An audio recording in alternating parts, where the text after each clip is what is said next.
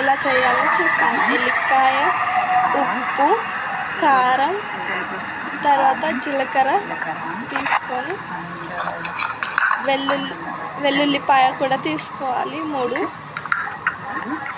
ఇప్పుడు మనం రోట్లో వేసి దంచేసుకోవాలి. ఎల్లిపాయ వేసి దంచుకోవాలి. ఉప్పు, కారం, తర్వాత జీలకర్ర కూడా వేసేసుకొని ఇప్పుడు మనం మెత్తగా రుబ్బుకోవాలి. వెల్లుల్లిపాయ కూడా వేయండి.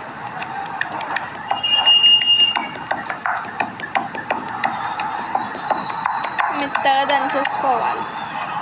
రోట్లో అయితే టేస్ట్ బాగా వస్తుందండి. గ్రైండర్లో కూడా వేసుకోవచ్చు.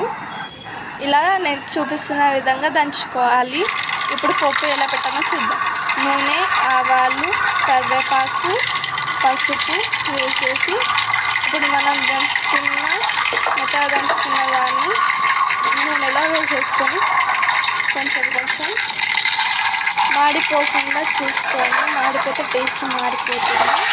మొత్తం వేసేసి ఒక 1 minute పాటు వేయించుకోవాలి.